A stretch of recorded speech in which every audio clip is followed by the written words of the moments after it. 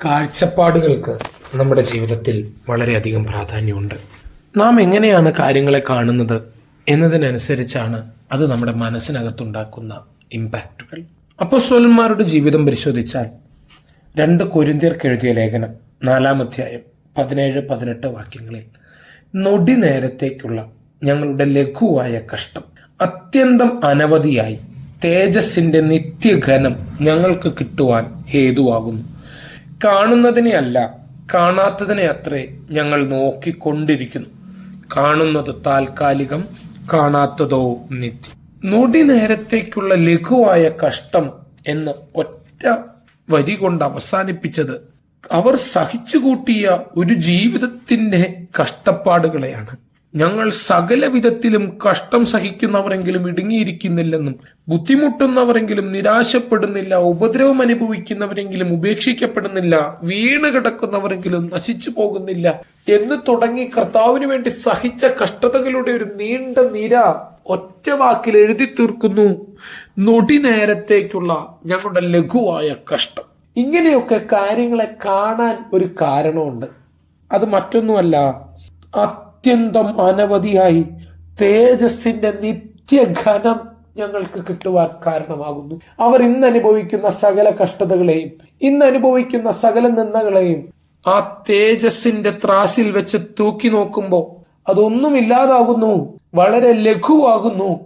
അത്രയ്ക്കും അഗാധമായ ആഴമായ തേജസ്സിന്റെ നിത്യഘനമാണ് അവരുടെ പ്രതീക്ഷയ്ക്കകത്ത്, അവരുടെ ഹൃദയത്തിനകത്ത് പതിഞ്ഞിരിക്കുന്നത്. നാം തേജസ് പ്രാപിക്കണമെങ്കിൽ അതിനും ഒരു കാരണമുണ്ട്. ആ കാരണം നാം ഇവിടെ കർത്താവിന് വേണ്ടി സഹിച്ച കഷ്ടതകളായിരിക്കും. ഇവിടെ ദൈവനാമം വഹിച്ചുകൊണ്ട് അനുഭവിച്ച നിന്ദകൾക്കനുസരിച്ച് തേജസ്സിന്റെ നിത്യഘനം കർത്താവ് നമുക്ക് തരും. അതുകൊണ്ട് ഈ ഭൂമിയിൽ അവർ ജീവിക്കുമ്പോൾ ഒന്ന്, അവർ കാണുന്നതിനെ നോക്കുന്നില്ല. ഇന്ന് കാണുന്ന പ്രശ്നങ്ങളിൽ, ഇന്ന് കാണുന്ന പ്രതികൂലങ്ങളിൽ അവർ ഫോക്കസ്ഡ് അല്ല. 2, അവർ കാണാത്തതിനെ നോക്കുന്നു. മറ്റു മനുഷ്യർക്ക് ദൃശ്യനേത്രങ്ങൾ കൊണ്ട് കാണാൻ കഴിയാത്തത് എന്തിനെയോ അവർ നോക്കുന്നുണ്ട്. 3, അവർ അതിനെ തന്നെ നോക്കിക്കൊണ്ടിരിക്കുന്നു. എന്നെങ്കിലും ഒരിക്കൽ നിത്യതയുടെ ദർശനം കണ്ട് യാത്ര തുടങ്ങിയവർ പകുതിക്ക് വെച്ച് പച്ച പുൽപ്പുറങ്ങൾ കണ്ട് ഈ ലോക ജീവിതത്തിലെ നേട്ടങ്ങൾ കണ്ട് തിരിഞ്ഞു പോകുമ്പോ ചില ഭക്തന്മാർ അവർ അന്ന് കണ്ട സ്വർഗീയ ദർശനങ്ങളെ തന്നെ നോക്കിക്കൊണ്ടിരുന്ന് നിത്യതയിലേക്ക് അവരുടെ യാത്രകളെ തുടർന്നു. കാരണം എന്തെന്നറിയാമോ?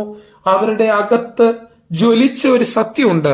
ഈ കാണുന്നതെല്ലാം താൽക്കാലികമാണ്. ഇന്നത്തെ സങ്കടങ്ങളും, ഇന്നത്തെ പ്രശ്നങ്ങളും, ഇന്നത്തെ സന്തോഷങ്ങളും എല്ലാം താൽക്കാലികമാണ്. പക്ഷെ ഒന്നുണ്ട്, കാണാത്തതായത് നിത്യമാണ്. ദൈവം നമുക്ക് വേണ്ടി ഒരുക്കിയിരിക്കുന്നത് നിത്യമാണ്. ആ നിത്യമായതിനെ കണ്ടുകൊണ്ട് ജീവിക്കാൻ കർത്താവ് നമ്മെ സഹായിക്കട്ടെ. God bless you. ഞങ്ങളെ വിളിക്കുവാൻ ആഗ്രഹിക്കുന്നുവെങ്കിൽ 09880221957 എന്ന നമ്പർ ഉപയോഗിക്കുക.